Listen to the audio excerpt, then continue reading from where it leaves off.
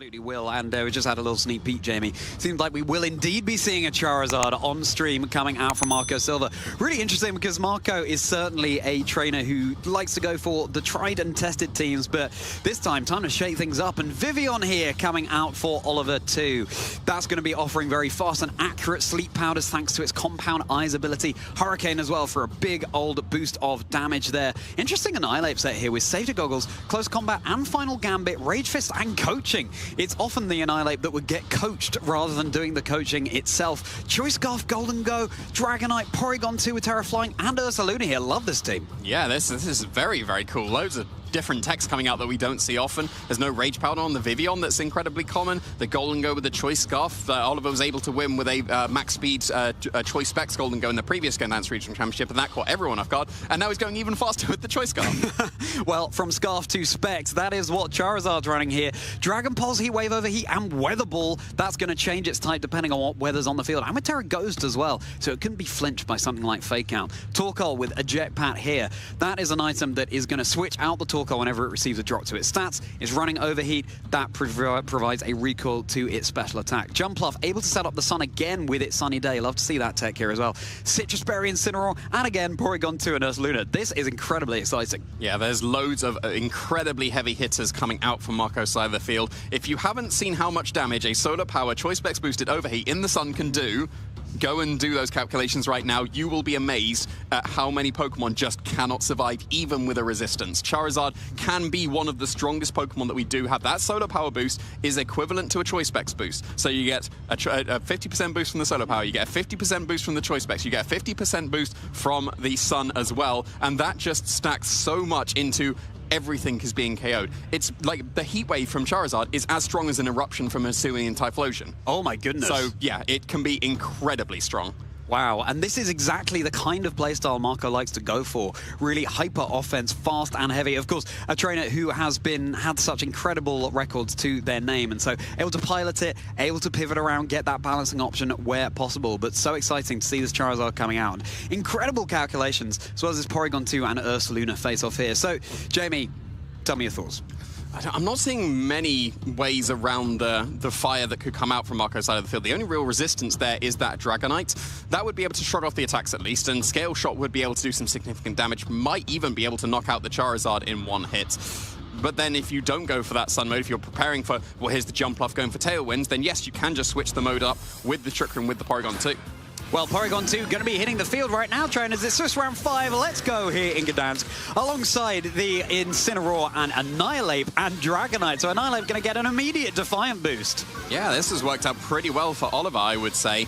With that multi-scale on the Dragonite, of course, it is going to be intimidated, and Dragonite won't be able to do too much damage here. Annihilate can do loads of damage now it's been intimidated, especially with the fact that it's got close combat over the much more common Drain Punch. You usually go for Bulk Up so that Drain Punch can do loads of damage. You don't need it. You're a +1 now, you've got close combat. That will KO probably the, well, definitely the Incineroar, maybe the Porygon 2. If you're not confident that would KO, you've got the option of Final Gambit into the Porygon 2 as well, which definitely picks up the KO. The base HP of Annihilate is so much higher than the Porygon 2, it will definitely be able to pick up that knockout. So yeah, this Annihilate, a fantastic lead into both a Porygon 2 and an Incineroar. You basically get to choose which Pokemon you want to knock out here with either the close combat or the Final Gambit. Yeah, Final Gambit, of course, dealing damage equal to the number of hit points that the opposing Pokemon has. Now, Dragonite off the field. Ursaluna, the Sleepy, comes in. Well, wake up, Ursaluna, because you're in a fantastic position. Going to be Porygon 2 switching out for Marco here as well. Potentially feeling that that was going to be targeted down. Jumpluff, able to take Fighting type moves so much better. Resisted thanks to being part Flying type. And it's time to Terrastalize, JB. Yeah, you don't want to be taking those Fighting type attacks with your Incineroar that was previously a Dark type. Now a Ghost, it would be immune to those attacks. So even if the Annihilate went for that Rage Fist, it's not taken any hits yet. It won't do too much damage at all. Close combat was targeting down into the Incineroar there, so a nice call from Marco, but the Terrastalization option is spent for this game.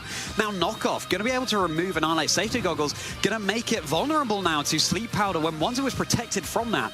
Gives Ursaluna a turn as well, thanks to that immediate switch in to get burned, get that Guts ability active, boosting up its physical attack. Yeah, very nicely done there from Marco. Of course, the Ursaluna is now threatening a lot of damage, but the Annihilate was as well, and to be able to reposition like that, very nicely done. Oh, but there's the Sleep Powder miss. The safety goals were gone. That could have been a Sleeping and Annihilate. Yeah, the Sleep Powder there, not 100% accurate. Rage Fist now super effective into the Incineroar, and with the knockoff boosting up that move, the more hits Annihilate takes, the more powerful Rage Fist becomes. One hit knockout onto the Incineroar here. Oliver firmly in the driver's seat. Yeah, for sure. Fasad's going to knock out this jump off. It's not the bulkiest of Pokemon. Ursaluna is one of the heaviest hitters we have when it does have that Guts-boosted Facade, easily enough to pick up the one-hit KO. And that just shows the volatility of Sleep Powder. It can be incredibly impactful when it does connect, but it does have that shaky accuracy. And if you do miss, well, then suddenly the Annihilate's not asleep here. It was very smartly done to knock off the safety goal, because that even gave the option to be able to go for Sleep Powder. But yeah, that is a very, very unfortunate miss of that Sleep Powder. Now this Annihilate is still in a brilliant position. It's facing two normal types that can no longer terrestrialize, so it can very freely just launch off a close combat, and that should probably be able to KO either Pokemon here. Yeah, and Porygon 2 here, at least it does have the Ice Beam, so it's threatening super effective damage onto the Ursaluna. It also got a special attack boost thanks to the download ability when it switched onto the field. So Marco down, not out yet, but it's such a convincing lead right now for Oliver. Already Marco's got to be thinking towards game 2, how to get rid of that. But final Gambit now just onto Porygon 2. No longer enough to secure the knockout there, given Annihilate had taken so much HP. Oliver clearly just wanting a free switch into something in the back, but Facade easily enough now to take care of it. Yeah, very nicely done there. The final Gambit, all the close combat, that would have done enough in combination with that Facade to KO. We get to find out at least the speed order this turn. That's not doing much at all without that burn. You need to get that Guts boost to be able to do some significant damage. You can see how much stronger the Facade is when you are burned. And the fact that Oliver's Ursaluna was moving first, that means that Marco's is not the faster one here and has to deal with two more Pokemon. Here's the Dragonite as well. So this is just going to be a pretty safe attack, either the Extreme Speed or the Scale Shot. Extreme Speed safer. Obviously, you don't want to miss. You've got 100% accurate moves, and you're going to be faster. You can just take this KO on this Ursaluna. Dragonite looking lively, and yes, Facade, a move that increases in power if the user has a status condition. Marco, even though this game is fairly wrapped up at this point, just taking time to reflect heading into game 2. So swiftly dealt with by Oliver there. And yes, the miss from Jump Plus Sleep Powder, really, really crucial. Let's get into it. Game 2, there it is. Charizard Jump Plus coming out for Marco in the face of Annihilate and the Dragonite. And as cool as the Annihilate set is, it doesn't carry Protect. So if this Charizard is run as fast as possible, then it's a pretty straightforward sunny day into a Heat Wave, and that probably KOs the Annihilate here. It does actually have its defensive terrestrialization available to it in the Water type, which would be able to shrug it off. And the coaching is actually really cool as well, because Dragonite, like we said, that's the only resistance to fire, so it would be able to survive any of the Heat Waves that could be coming out. And then it'll be able to respond back with a Scale Shot, which +1 would definitely KO a Charizard or a Jumpluff. At neutral, probably not the Jumpluff, because it would have been trained quite bulky, but the Charizard, maybe even a KO. Yeah, especially with the multi-scale ability as well, mitigating damage. It's Orange Dragon versus Orange Dragon. It's also no sunny day, just an immediate Sleep Powder, so Dragonite the Lively is looking a whole lot less lively now. Heat Wave, how much is it going to do outside of the sun? Decent, and it gets the burn onto the Annihilate. This is exactly the turning of tables that Marco needed right now. Yeah, that's a very, very significant burn there. The Annihilate's not going to do the damage, and now it's going to help out its partner do the damage instead. There is that coaching into the Dragonite, but of course it's guaranteed to sleep this turn. Very, very nicely done there for Marco. That did significant damage to the Annihilate. It might even be in range of another Heat Wave, even without a sunny day. Yeah, it certainly could be, and with Dragonite taking a snooze there, at least it's burnt that turn on this turn. So on the following one, maybe it will wake up. Only time will tell, but it's only the one mandatory turn of sleep this Dragonite has to take already into the next turn. Now it's time for Charizard to get its solar panels active. Yeah, you'll be surprised how much damage this does. Look, that's a resistance on Dragonite. Obviously, the Annihilate was going down with that Sun Boost, but that's a resistance. Charizard just doesn't care about that, and with the Dragonite still staying asleep this turn, not being able to get off its Scale Shot, which would probably KO the opposing Charizard. Now it's just going to be another Heat Wave here. Ursaluna's not a resistance. That's probably being KO'd to Heat Wave as well. And it could be even sleepier if another Sleep Powder was to come out from Jumpluff. Yes, Charizard here with the solar power, of course, that ability means that it takes a little bit of its health away at the end of each turn. And the return on that, of course, is that it's boosted. It has even more power coming out thanks to the solar power ability. And as you said, Jamie, stacking with the choice specs there. I mean, yeah, what with Dragonite on such low HP, Charizard could well be having an absolute infernal infernal parade on the field right now. It's no Hisuian Typhlosion, but that's the way it's looking. This is exactly what a Charizard can do. It is one of the strongest attackers that we have in the game when it's in the sun.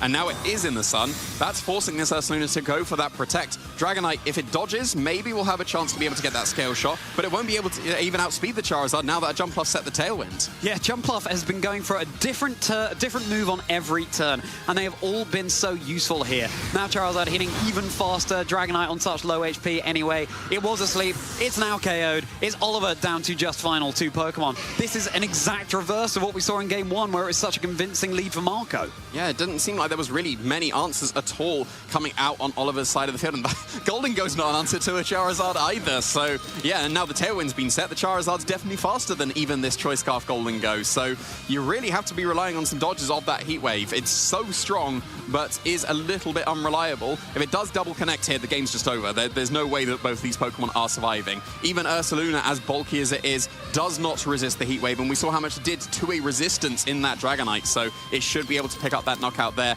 as well. And it's Terra Steel on the Golden Go for Oliver, so not able to terrestrialize away from its fire weakness. Now, Rage Powder, that's the reveal of the 4th move that we haven't seen the Jumpluff go for. And there we go, 4 turns, Jumpluff went for all 4 of its moves. That is the sign of a well-used Pokemon there. Really amplifying the moveset that Jumpluff has access to. Just goes to show the power of support Pokemon. Only 2 Pokemon for the entire game for maybe an Extreme Speed and a Rage Fist will be able to take care of the Charizard, because, like we said, the Annihilate has home in the safety goggles, so it can't be sleep powdered. There is the switch up. It is Ursaluna over the Dragonite here, and yeah, we can see the Terra Water is still available for that Annihilate. If Sunny Day isn't clicked, then it will take, what, 20% from the Heat Wave? And maybe a now boosted Rage Fist up to 100 base power would be enough to KO the Charizard. And if it's not, it will be close to putting it in range of the Solar Power recoil that it would take if the Sunny Day is active as well. Brings me back to the days of Sword and Shield and Gigantamax Charizard, but it's no G-Max Wildfire here, though you'd be forgiven for thinking it was, given the damage output. Dragonite is going to be switching right in. Let's Terrestrialize immediately, trainers. Why not? It's our beloved mechanic heading into the Annihilate, and it is indeed becoming that Terra Water. It's embracing this maritime theme here in Gdańsk, taking a dip in the pool, making it resist those Fire-type moves when once they were doing neutral damage. Sunny Day, here we go.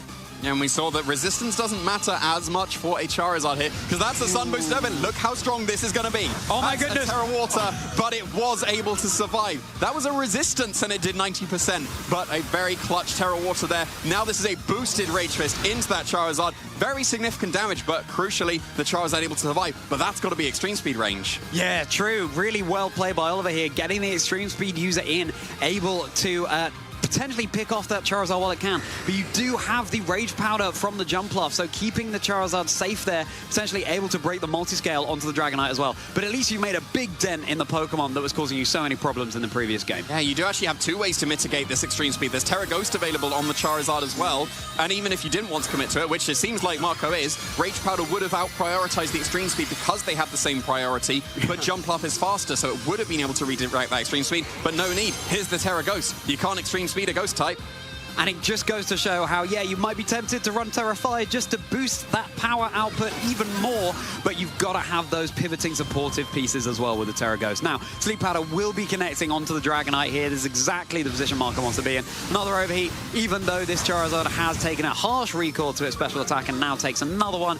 That's enough to secure the knockout on the Annihilate. You can now have more leeway to switch out the Charizard, reset the move it's locked into with that sleeping Dragonite on the field. Yeah, and at least the Dragonite's taken its mandatory turn of sleep on this turn, so now you still have to contend with the sleep powders. Yes, the Ursaluna could be protecting itself and get burned, so it can no longer be, but then you just won't have the momentum. Oh, that's really cool there. The Porygon 2 coming in and tracing the Chlorophyll, so depending on the training of the Porygon 2, might be able to outspeed that Charizard, which could force the Jumpluff into a Tailwind, freeing up the fact that it wouldn't go for a sleep powder this turn. So very, very interesting there as well. If the Porygon 2's run really slow, it still won't outspeed the Charizard. But yeah, the training here is going to be incredibly impactful, especially because the Jumpluff is switching out and not clicking Tailwind this turn. Yeah, Charizard staying in for the time being as Marco's own Porygon 2, the once well trained, joining the field here, does get a boost to its special attack and has access to Ice Beam, and it will be the double switch actually from Marco here. So Charizard able to reset its move. Of course, the ability we see far more often on Porygon 2 is going to be download rather than the trace. So to see that coming out and so useful for Oliver here as well with chlorophyll.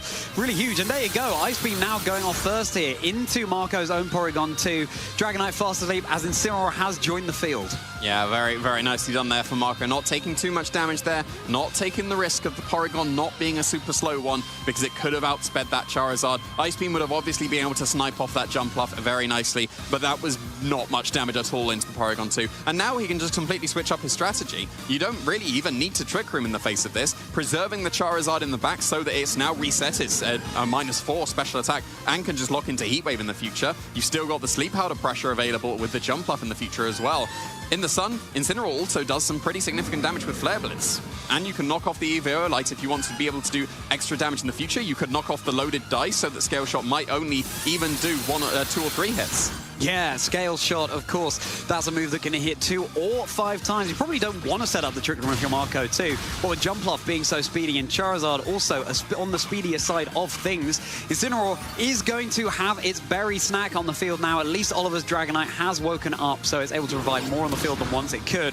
Knock off, though, really nice into Oliver's Porygon 2. Eviolite removed. Therefore, its defenses are what they normally would be. Porygon 2 much less bulky. I mean, look at how it took that Terra Blast. Yeah, very, very nicely done there. The Porygon 2 incredibly low. Of course, it's still going to be the fastest thing on the field thanks to that very interesting interaction of tracing the Chlorophyll. But the Dragonite, it was able to get the double power stomping tantrum because it was asleep on the previous turn and failed to move. That's why it did so much more damage to the Incineroar. But because that was the amount of damage it did, probably not in range of a regular old stomping tantrum after the Intimidate. That means that the Porygon 2 with the Dragonite might need to double into the Incineroar to be able to pick up that KO. But then that allows the Porygon 2 on Marco's side of the field to do whatever it wants. Porygon 2's in Terra Blast range now. But yes, the Dragonite is still got its multi-scale intact, so Ice Beam, it should be able to survive that. But yeah, there's still it seems like it's anyone's game here. Well, Thunderbolt connecting into the Incineroar, chipping away at it, and now the follow-up Scale Shot certainly going to be enough to secure the knockout onto the Incineroar, but I don't think you mind this too much if you're Marco. You've got the Sun still active on the field. You can get a more heavy hitter switching in from the back, and by heavy hitter, we all know that I mean that Charizard here, while the Sun is active, because it will be expiring after a few turns. You've got the Jumpluff able to click that Sunny Day once more. It's so nice to have that option. Ice Beam, multi-scale on the Dragonite. What multi-scale? Taking huge damage there. And now really nice timing for Marco. You can switch in that Jumpluff. Again, get that Sunny Day set up for the Charizard in the back. Oh, but can it, though? Because the Sun's gone. Is the Dragonite now faster than the Jumpluff? Most of the Scale Shot loaded dice Dragonites are run fast enough to probably outspeed a Sneasler, and Jumpluff is slower than Sneasler, so I would assume that this Dragonite is now the fastest thing on the field without that Sun. There's no Torkoal available. It was manual Sunny Day to be able to get that Chlorophyll boost, and of course that also means the Porygon 2 on Oliver's side of the field is slower as well. So now we'll be able to see the actual speed interaction between the two Porygon 2s. But yeah, the Jumpluff, it depends on its training here, because Dragonite does a lot of damage with Scale Shot. I reckon that if the Scale Shot goes into that Jumpluff, it's going to be incredibly close. If 4 shots hits into it, it won't get it. 5 would be incredibly close. Yeah, fine margins here. Both of these trainers, 1 game apiece. So whoever wins this game is going to be declared our winner of Swiss Round 5. Ursaluna once more heads onto the field. It's still sleepy. If Sleep Powder were to come out into that even more, here's the Scale Shot, but no. That's really not very much damage at all into the Jumpluff. Going to be easily enough to hang on, and that is huge for Marco here. Jumpluff just paving the way for the Charizard lurking in the back. It's all about thinking a few turns ahead and knowing that if you get that Jumpluff in the right position now, then Charizard on a future turn is going to be even better set up. Dragonite gets yet another speed boost. Time for the Tailwind, in fact, to come out from the Jumpluff. Marco aware that the health bars on Oliver's side of the field are dwindling. Don't need that extra damage with the Sunny Day.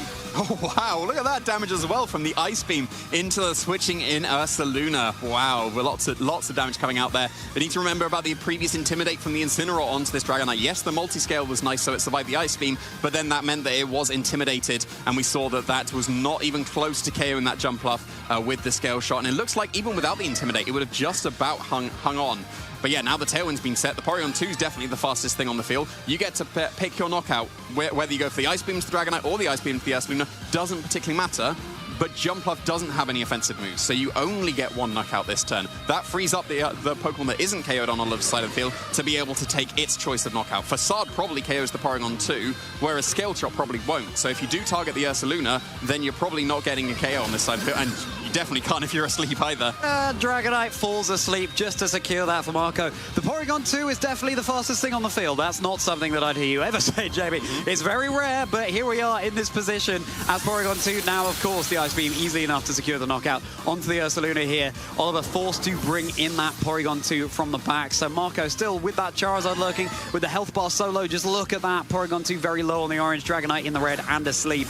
Marco seems to have pivoted this game around when it used to be such a commanding victory in game 1 for Oliver. Yeah, absolutely was, and I see a pretty safe path to victory for Marco here because that Eviolite's gone on the Porygon 2. It's definitely in range of a Terra Blast coming out from the Porygon 2 on Marco's side of the field, so you can just go for a Rage Powder and attack into the Porygon 2, and then you have two 100% accurate moves from your Dragon Pulse on Charizard and the Ice Beam from the Porygon 2, and that would be enough to be able to pick up this KO. Yeah, Oliver's Dragonite is staying asleep as well. It's decided, no, this is a lost cause, I may as well just extend my nap. Porygon 2 going to have a KO rather than a nap, and so it's now just the Dragonite in the face of all the offense that Marco can be dishing out. And he only needs to click one offensive attack to be able to claim this victory. Oliver knows it. He's going to throw in the towel here, and Marco is going to win round 5 in the Gdańsk Regional Championship. Wow, I absolutely love that game. Not only the fact that we had two titans of the scene on the stage, but the creativity that came out in the team building there. Yes, you can look at the Charizard that